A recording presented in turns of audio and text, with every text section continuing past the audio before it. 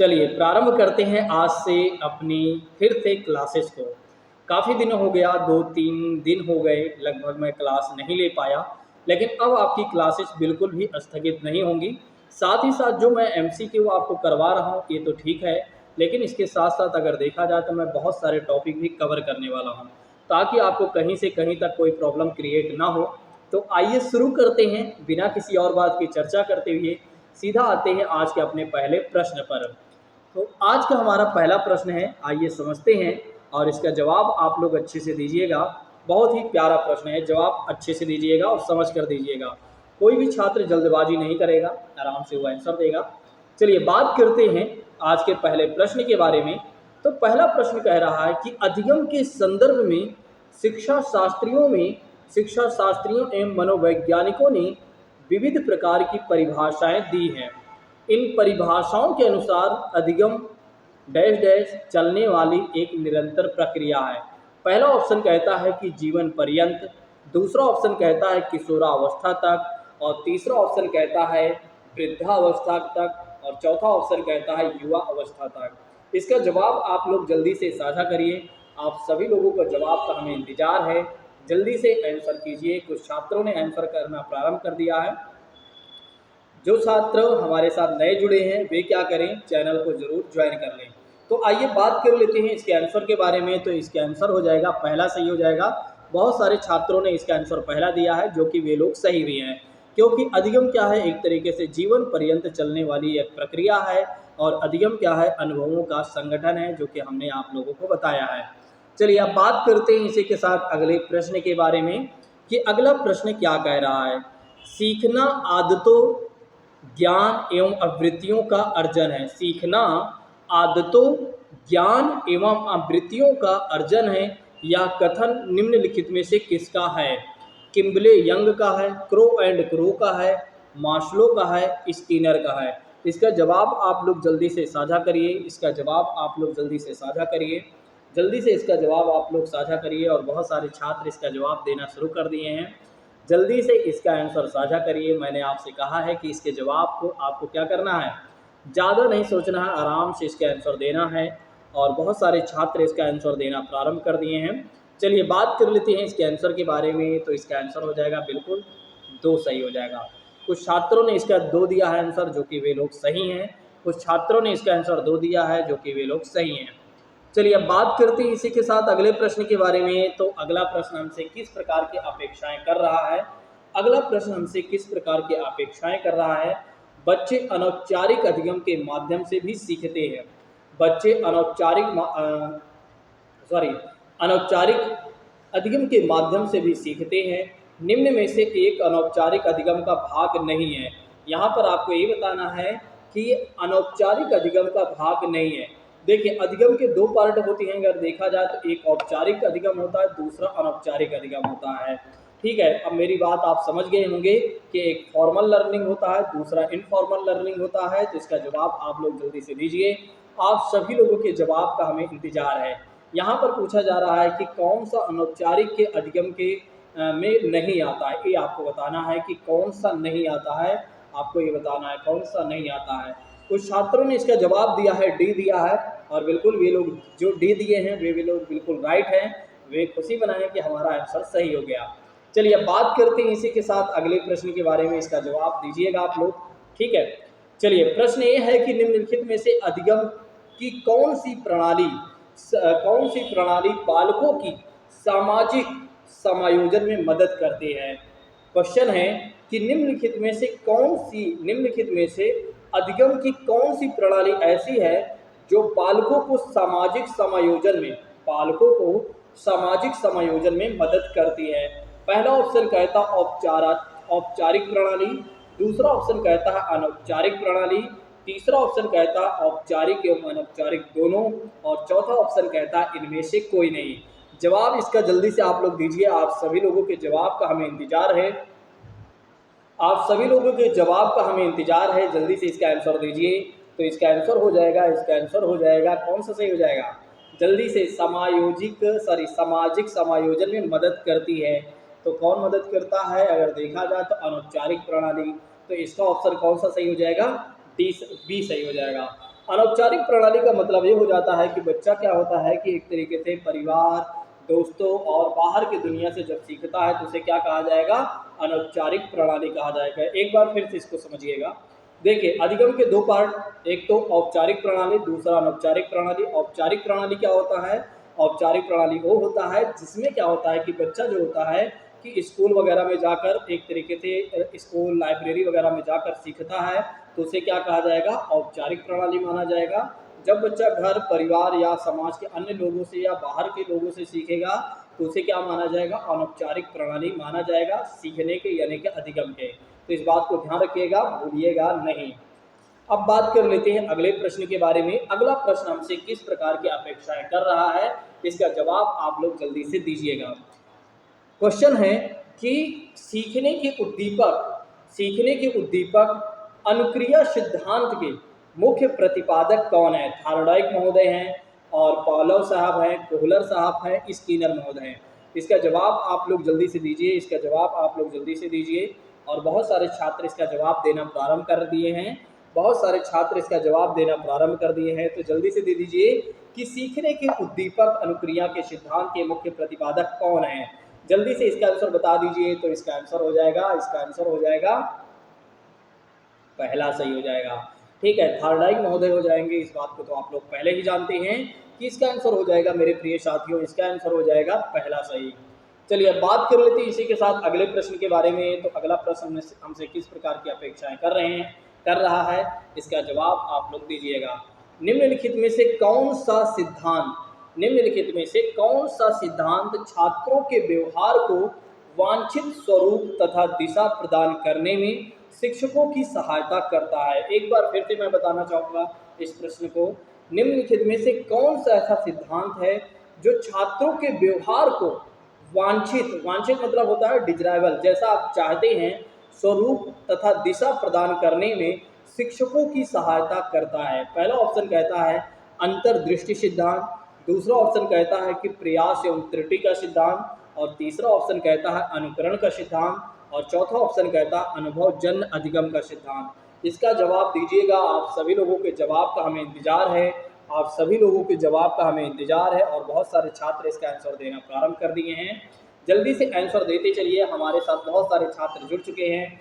जैसा कि मैं नेम लेना चाहूँगा, अर्चना जी की बात करते हैं, पूजा सिंह जी के बारे में बात करते हैं, पूजा भारती जी के बारे में बात करते हैं, पूजा साक्या जी के बारे में बात करते हैं, और रीना रानी जी के बारे में बात करते हैं, और निकिता जी के बारे में बात करते हैं, ललिता जी के बारे में बात करते हैं, डिम्पल जी के बारे में बात करते हैं। ऐसे हमारे तमाम छात्र लगातार हमारे साथ जुड़ रहे हैं। और जो लोग नए जुड़ रहे हैं उनका नेम तभी लिया जाता है जब 2-3 दिन वे लगातार हमारे साथ जुड़ते हैं, तभी उनका नेम लिया जाता है, जब हमें इस बात को पूरी तरीके से विश्वास हो जाता है कि छात्र हमारे साथ लगातार जुड़ा रहेगा। चलिए इसके आंसर के बारे में बात कर लेते हैं। तो इसका आंसर क्या हो जाएगा, जल्दी से इसका आंसर बताइए। तो इसका आंसर आप लोगों ने कौन सा दे दिया, दूसरा दे दिया है। तो दूसरा ही सही हो जाएगा, बिल्कुल यहाँ पर राइट है कि प्रयास एवं त्रुटि के सिद्धांत में वही हम चाहते हैं जो एक तरीके से प्रयास एवं त्रुटि में वही सुधार आता है जो हम चाहते हैं। ठीक है, हमने आपको बताया भी है इसके बारे में। चलिए बात करते हैं अगले प्रश्न के बारे में। अगला प्रश्न हमसे कह रहा है कि अधिगम से संबंधित अभ्यास का नियम निम्नलिखित में से किस मनोवैज्ञानिक ने दिया है। पहला ऑप्शन कहता है स्किनर, दूसरा ऑप्शन कहता है थॉर्नडाइक, और तीसरा ऑप्शन कहता है मास्लो, और चौथा ऑप्शन कहता है पियाजे। इसका जवाब आप लोग जल्दी से दीजिएगा, इसका जवाब आप लोग जल्दी से दीजिएगा। और बहुत सारे छात्र इसका जवाब देना प्रारंभ कर दिए हैं, जल्दी से इसका आंसर बता दीजिए, जल्दी से इसका आंसर बताइए। तो इसका आंसर क्या हो जाएगा, इसका आंसर हो जाएगा बी सही हो जाएगा। कौन सा सही हो जाएगा, बी सही हो जाएगा, क्योंकि अभ्यास और सिद्धांत में अगर देखा जाए तो किसने दिया है, थॉर्नडाइक महोदय ने। इन्होंने 8 सिद्धांत दिए हैं जिसमें 3 मुख्य है, 5 गौड़ हैं जो कि हमने आपको बताया है, तत्परता के नियम वगैरह, ये सब सारी चीज़ें हमने आपको बहुत बेहतर तरीके से बता दिया है। लेकिन कुछ छात्र हमारे साथ जो नए हैं वे बिल्कुल चिंता ना करें, बहुत जल्द ही ये सारी चीज़ें मैं आपको बताने वाला हूँ और बहुत अच्छे तरीके से बताने वाला हूँ। चलिए बात करते हैं अगले प्रश्न के बारे में। अगला प्रश्न हमसे कह रहा है कि जब किसी क्रिया को बार बार दोहराया जाता है, जब किसी क्रिया को या एक्शन को बार बार दोहराया जाता है तो अस्वाभाविक उद्दीपक भी वही प्रतिक्रिया देने लगता है जो स्वाभाविक उद्दीपक देता है। और यह अधिगम का निम्नलिखित में से कौन सा सिद्धांत है? पहला ऑप्शन कहता है अंतर्दृष्टि का सिद्धांत, अंतर्दृष्टि का सिद्धांत। दूसरा ऑप्शन कहता है शास्त्रीय अनुबंधन का सिद्धांत और तीसरा ऑप्शन कहता है अनुकरण सिद्धांत। चौथा ऑप्शन कहता है अनुभवजन्य अधिगम सिद्धांत।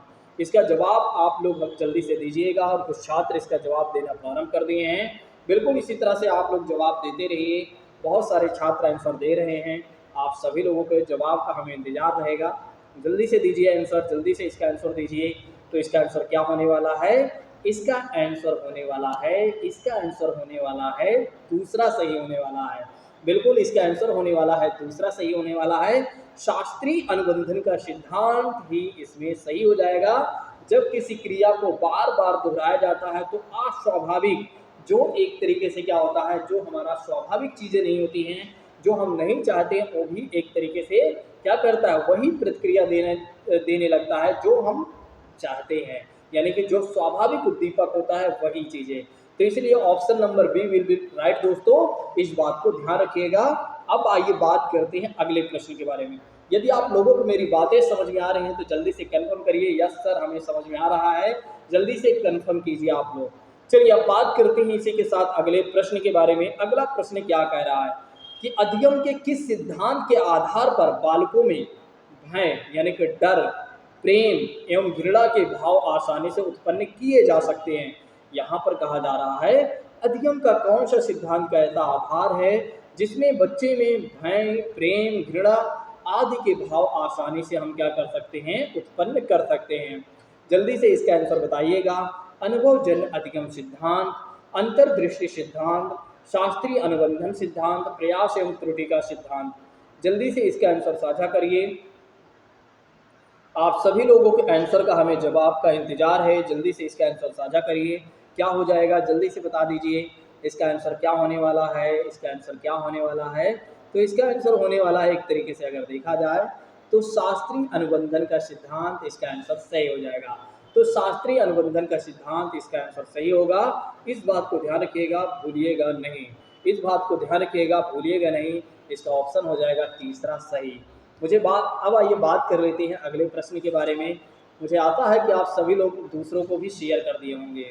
चलिए अब बात कर लेते हैं अगले आंसर के बारे में, सॉरी क्वेश्चन के बारे में, कि अगला क्वेश्चन हमसे किस प्रकार के जवाब की अपेक्षा कर रहा है। तो निम्नलिखित में से किसने अनुबंध अनुक्रिया का सिद्धांत है? Pavlov, Skinner, Thorndike, Kohler. आज ज़्यादा छात्रों का आंसर सही हो रहा है और सब काफ़ी खुश हैं क्योंकि सभी लोगों ने कहीं ना कहीं पढ़ा हुआ है। जल्दी से इसका आंसर बता दीजिए मेरे प्रिय मित्रों। जल्दी से इसका आंसर बता दीजिए, जल्दी से इसका आंसर बता दीजिए। कुछ छात्र इसका आंसर देना प्रारंभ कर दिए हैं, कुछ छात्र इसका आंसर प्रारंभ कर दिए हैं देना। बिल्कुल आप लोगों ने ए लगाने के बारे में सोचा है तो फिर मैं भी लगा देता हूँ, ए ही सही हो जाएगा। ठीक है, तो इसका आंसर क्या हो जाएगा? पावलोव हो जाएगा, पावलोव। ठीक, चलिए अब बात कर लेते हैं इसी के साथ अगले प्रश्न के बारे में। तो अगला प्रश्न क्या कह रहा है, इसका जवाब दीजिएगा। निम्नलिखित में से किस शिक्षा मनोवैज्ञानिक ने अभिप्रेरण एवं अधिगम के बीच संबंध स्थापित करते हुए यह कहा कि अभिप्रेरण से उत्पन्न क्रियाशीलता ही सीखने के लिए उत्तरदायी माना जाता है? पहला ऑप्शन कहता है कोहलर साहब ने ये बातें कही हैं, दूसरा ऑप्शन कहता है स्किनर महोदय ने कहा है, और तीसरा ऑप्शन कहता है थॉर्नडाइक महोदय ने कहा है, और चौथा ऑप्शन कहता है वुडवर्थ महोदय ने कहा है। इसका जवाब आप लोग जल्दी से दीजिएगा कि किस मनोवैज्ञानिक ने अभिप्रेरणा एवं अधिगम के बीच संबंध स्थापित करने के लिए अभिप्रेरण से उत्पन्न होने वाली क्रियाशीलता को सीखने के लिए उत्तरदायी माना गया है? जल्दी से इसका जवाब आप लोग दीजिएगा, जल्दी से इसका जवाब दीजिएगा। आप सभी लोगों के जवाब का हमें इंतजार है। जल्दी से इसका आंसर दीजिए। कुछ छात्रों ने इसका आंसर दे दिया है, कुछ छात्रों ने इसका आंसर दे दिया है, तो मुझे लगता है कि इसका आंसर हमें भी जल्दी से दे देना चाहिए ताकि उनका जो जवाब है वो सही हो जाए। तो इसका आंसर हो जाएगा मेरे प्रिय साथियों, इसका आंसर हो जाएगा बी सही हो जाएगा। इस बात को ध्यान रखिएगा। चलिए अब बात करते हैं इसी के साथ अगले प्रश्न के बारे में। तो अगला प्रश्न क्या कह रहा है कि निम्नलिखित में से किसने सक्रिय अनुबंध या साधनात्मक अनुबंध, क्रिया प्रसूत अनुबंध सिद्धांत इत्यादि का सिद्धांत दिया है? पावलोव साहब ने, स्किनर महोदय ने, थॉर्नडाइक महोदय ने, हर्ज़बर्ग ने। इसका जवाब आप लोग दीजिएगा। आप सभी लोगों के जवाब का हमें इंतज़ार है, आप सभी लोगों के जवाब का हमें इंतज़ार है। कुछ छात्रों ने इसका आंसर देना प्रारंभ कर दिया है। चलिए जल्दी से इसका आंसर बता दीजिए। इसका आंसर क्या हो जाएगा? इसका आंसर हो जाएगा बी सही हो जाएगा। ठीक है, तो इसका आंसर हो जाएगा सही, बी सही हो जाएगा, इस बात को ध्यान रखिएगा। चलिए आप बात करते हैं इसी के साथ अगले प्रश्न के बारे में। थोड़ा सा अच्छा प्रश्न है, जवाब दीजिएगा, गलत नहीं होना चाहिए। पुनर्बलन का सिद्धांत, पुनर्बलन का सिद्धांत है स्कीनर का, मॉसलो का, वुडवर्थ का, थॉर्नडाइक महोदय का। जल्दी से इसका जवाब दे दीजिए, यदि आ रहा है, नहीं आ रहा है तो फिर भी प्रयास तो करना ही चाहिए। चलिए जल्दी से इसका आंसर दीजिएगा आप लोग, आप सभी लोगों के आंसर का हमें इंतजार है कि पुनर्बलन सिद्धांत है स्कीनर का, मॉसलो का, वुडवर्थ का और थॉर्नडाइक महोदय का। तो इसका जवाब आप लोग जल्दी से दीजिए, आप सभी लोगों के जवाब का हमें इंतजार है, आप सभी लोगों के जवाब का हमें इंतजार है मेरे प्रिय साथियों। तो इसका आंसर क्या हो जाएगा? इसका आंसर होने वाला है पहला सही होने वाला है। क्या सही होने वाला है? इसका आंसर होने वाला है पहला सही होने वाला है। कुछ छात्रों ने थॉर्नडाइक लगाने का प्रयास किया था, इसलिए लगाने का प्रयास किया था कि उन्होंने थॉर्नडाइक के कई प्रश्न सही कर दिए हैं, इसलिए उन्होंने सोचा कि क्यों ना हम थॉर्नडाइक को इस बार भी लगा देते हैं। तो हर बार एक जैसे नियम नहीं लगाया जाता है, जो कि आप जानते हैं, इतना तो समझदार आप पहले से ही हैं। इसी के साथ बात करना चाहिए हमें अगले प्रश्न के बारे में, और अगला प्रश्न हमारा है 15वां। निम्नलिखित में से अधिगम निम्नलिखित में से अधिगम में से कौन सा सिद्धांत यह बताता है कि जब कुछ पढ़ाया जाए अथवा कुछ सीखने के लिए कहा जाए तो उसे अपने समग्र रूप से बच्चों के सामने प्रस्तुत किया जाए। एक बार क्वेश्चन को मैं दोबारा पढ़ना चाहूँगा। निम्नलिखित में से अधिगम में कौन सा सिद्धांत यह हमें बताता है कि जब कुछ पढ़ाया जाए अथवा कुछ सीखने के लिए कहा जाए तो उसे अपने समग्र रूप से ही बच्चों के सामने प्रस्तुत किया जाए। पहला ऑप्शन कहता अंतर्दृष्टि या सूच का सिद्धांत, दूसरा ऑप्शन कहता है सक्रिय अनुबंधन का सिद्धांत, और तीसरा ऑप्शन कहता है अनुकरण सिद्धांत, और चौथा ऑप्शन कहता है प्रयास एवं त्रुटि का सिद्धांत। जवाब दीजिएगा, जल्दी से जवाब दे दीजिए। कुछ छात्रों ने जवाब देना प्रारंभ कर दिया है, कुछ छात्रों ने इसका जवाब देना प्रारंभ कर दिया है। जल्दी से जवाब दीजिए और लाइक करिए, जल्दी से लाइक कर दीजिए। बहुत सारे छात्र हमारे साथ जुड़ चुके हैं, उनका मैं नेम लेना चाहूँगा। जैसे कि बात करते हैं निकिता माथुर जी के बारे में, और अर्चना जी के बारे में बात करते हैं, अर्चना टू जी के बारे में बात करते हैं, और पूजा साक्या जी के बारे में बात करते हैं, पूजा सिंह के बारे में बात करते हैं, रीना रानी जी के बारे में बात करते हैं, ललिता जी के बारे में बात करते हैं, और डिम्पल जी के बारे में बात करते हैं। और इसी तरह से हमारे कई छात्र जुड़े हुए हैं। ठीक है, उनका नेम मैं कल लेना चाहूँगा। ठीक है, कल मैं देखूँगा यदि वे लगातार जुड़े रहते हैं तो फिर उनका नेम लिया जाएगा।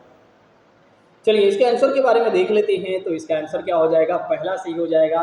कुछ छात्रों ने जवाब देने का सोचा है और सभी लोगों ने एक तरीके से आंसर भी दिया है, लेकिन कुछ छात्रों का यह सही है, कुछ छात्रों का गलत है। चलिए इसी के साथ हमें बात कर लेना चाहिए अगले प्रश्न के बारे में। तो अगला प्रश्न हमसे किस प्रकार की अपेक्षाएं कर रहा है, जवाब आप लोग दीजिएगा, आपके जवाब का हमें बेहद इंतजार है। निम्नलिखित में से कौन एक गेस्टाल्टवादी चिंतक नहीं है? यहाँ पूछा जा रहा है कि गेस्टाल्टवादी चिंतक नहीं है। बहुत सारे छात्रों को हमने लिखाया है, जवाब गलत नहीं होना चाहिए। स्कीनर की बात करते हैं, कोहलर की बात करते हैं, कोप्का की बात करते हैं, वर्दीमर की बात करते हैं।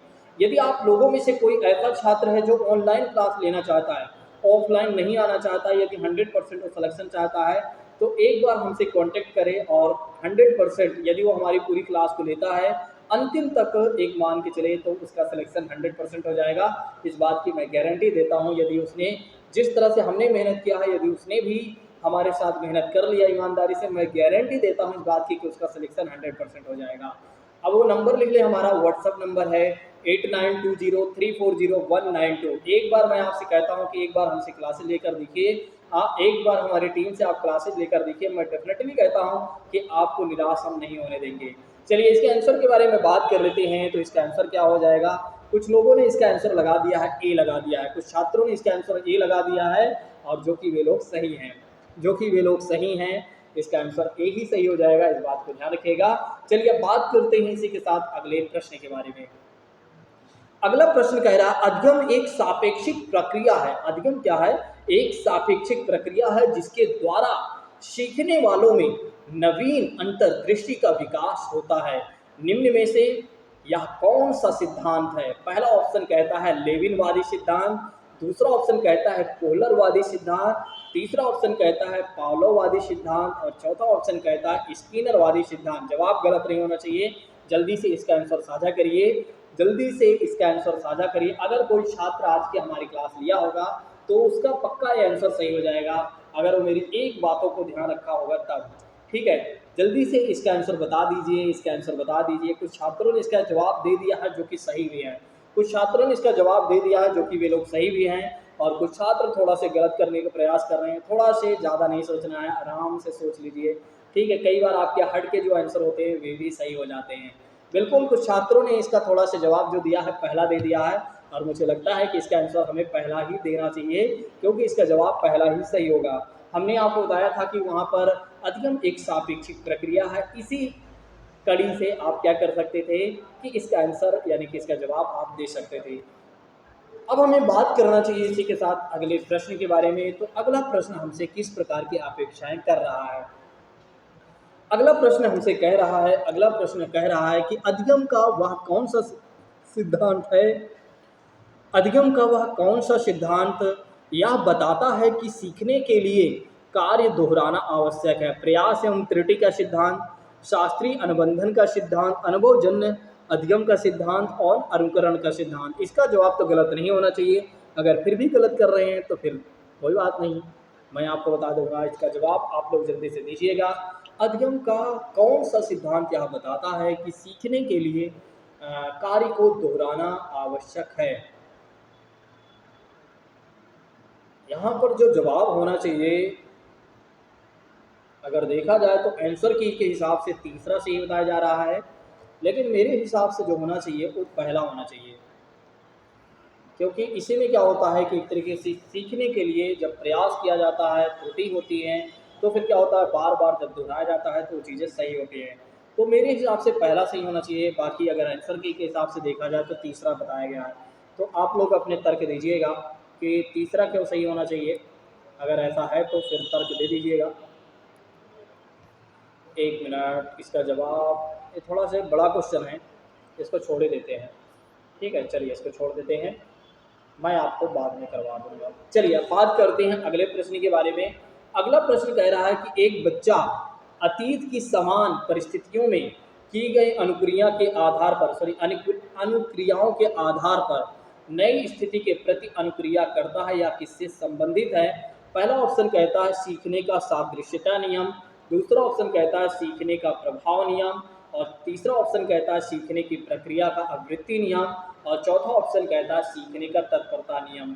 इसका जवाब आप लोग जल्दी से दे दीजिए, इसका जवाब आप लोग जल्दी से दे दीजिए कि इसका आंसर कौन सा सही होने वाला है।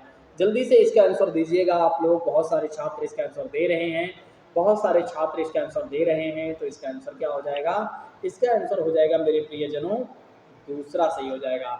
कि सीखने का प्रभाव एवं नियम की बात करते हैं तो यही राइट होगा कि एक बच्चा अतीत की समान परिस्थितियों की गई अनुक्रिया के आधार पर नई स्थिति के प्रति अनुक्रिया करता है। तो इसका मतलब ये हो जाता है कि सीखने का प्रभाव का नियम यहाँ पर लागू हो रहा है। चलिए अब बात कर लेते हैं अगले प्रश्न के बारे में। तो अगला प्रश्न क्या कह रहा है कि निम्नलिखित में से कौन से कथन को सीखने की प्रक्रिया की विशेषता नहीं मानना चाहिए। पहला ऑप्शन कहता है शैक्षिक संस्थान की एकमात्र संस्थान है और जहां अधिगम प्राप्त होता है। सीखना एक व्यापक प्रक्रिया है, सीखना लक्ष्योन्मुखी होता है और अनअधिगम भी सीखने की प्रक्रिया है। इसका जवाब आप लोग दे दीजिए, आपके जवाब का हमें इंतजार है। इसका जवाब आप लोग हमें दीजिएगा, आपके सभी छात्रों का जवाब का हमें इंतजार है। जल्दी से इसका आंसर दीजिएगा, जल्दी से इसका आंसर दीजिएगा। तो इसका आंसर क्या हो जाएगा, इसका आंसर हो जाएगा पहला सही हो जाएगा। क्या सही हो जाएगा, पहला सही हो जाएगा। एक मिनट, हाँ पहला सही हो जाएगा कि निम्नलिखित में से कौन से कथन को सीखने की प्रक्रिया की विशेषता नहीं मानना चाहिए, तो हो जाएगा पहला सही। अब बात कर लेते हैं अगले प्रश्न के बारे में। तो अगला प्रश्न क्या कह रहा है, सीखने के एक अंतःदृष्टि सिद्धांत को किसने बढ़ावा दिया है।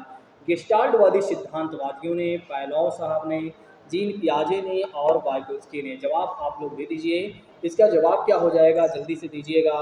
इसका जवाब क्या हो जाएगा, जल्दी से दीजिएगा। इसका जवाब क्या हो जाएगा, जल्दी से दीजिएगा। कुछ छात्रों ने इसका आंसर दिया है, कुछ छात्रों ने इसका आंसर दिया है, जो कि पहला सही हो जाएगा। पहला ही सही माना जाएगा। सीखने के अंतर्दृष्टि सिद्धांत में अगर देखा जाए तो गेस्टाल्टवादियों ने इसको बढ़ावा दिया है। चलिए अब बात करना चाहिए हमें अगले प्रश्न के बारे में, और ये हमारा आज का लास्ट प्रश्न होना चाहिए। ठीक है, ये हमारा लास्ट प्रश्न होना चाहिए। बस 25 मिनट की क्लास करते हैं, क्योंकि ज़्यादा बड़ी क्लास हो जाती है तो फिर क्या होता है, पढ़ने का मन नहीं करता आप लोगों का। ठीक है, और एक क्लास और भी मैं करवाने वाला हूँ, और वो क्लास होगी शशि जीएस एकेडमी पर होगी। ठीक है, तो शशि जीएस एकेडमी पर अगर आप चाहें तो वहाँ पर भी आप ज्वाइन कर सकते हैं। अब उसकी भी एक क्लास होगी, डेली एमसीक्यू की क्लास आएगी, डेली एमसीक्यू की क्लास आएगी। तो 10:30 बजे से उसकी क्लास मैं रख रहा हूँ। ठीक है, तो 10:30 बजे से उसकी क्लास रख रहा हूँ, तो उसको भी आप ज्वाइन कर सकते हैं आधे घंटे। तो 10:30 से 11:30, सॉरी 10:30 से 11 अगर देखा जाए तो आपको मिल जाएगी शशि जीएस एकेडमी पे क्लास, और 10 से अगर देखा जाए तो एक तरीके से आपको ओनली टेट या शशि टेट एकेडमी पर मिल जाएगी। तो दोनों क्लास को आप देखते रहिए और इन्जॉय करते रहिए। चलिए बात कर लेते हैं इस लास्ट प्रश्न के बारे में। एक शिक्षिका अपने आप से कभी भी प्रश्नों के उत्तर नहीं देती है। वह अपने विद्यार्थियों को उत्तर देने के लिए समूह चर्चाएं एवं सहयोगात्मक अधिगम अपनाने के लिए प्रोत्साहित करती है। या उपागम किससे संबंधित या किस सिद्धांत पर आधारित है? सक्रिय भागीदारिता पर, अनुदेशात्मक सामग्री के उचित संगठन पर, अच्छा उदाहरण प्रस्तुत करना तथा और भूमिका प्रतिरूप बनाना, और सीखने की तत्परता। जल्दी से जवाब आप लोग दे दीजिए, आपके जवाब का हमें इंतज़ार है, आपके जवाब का हमें इंतज़ार है। जल्दी से इसका आंसर दीजिए। तो इसका आंसर हो जाएगा पहला सही हो जाएगा, इसका आंसर हो जाएगा पहला सही हो जाएगा। बाकी बची हुई चीज़ों को हम कल देखेंगे। कोई भी छात्र ना सोचे कि कल नहीं करवाया जाएगा। अब डेली आपकी क्लास चलेंगे, ये मान के चलिए छुट्टी नहीं होगी कोई भी क्लास। चलिए आज की क्लास को यहीं पर स्थगित करते हैं, और साथ ही साथ मैं ये भी कहना चाहूँगा, यदि आप नए हैं तो चैनल को ज़रूर ज्वाइन कर लीजिए। यदि आप पुराने हैं तो दूसरों को भी शेयर कर दीजिए, और सब्सक्राइब करना, शेयर करना, लाइक करना ना भूला करें। जाते जाते एक बार कमेंट करके जरूर जाइएगा, आपके कमेंट का हमें बेहद इंतजार रहेगा। ठीक है, आज की क्लास को यहीं पर स्थगित करते हैं। Thank you so much. जय हिंद दोस्तों, take care all of you. सत श्री अकाल।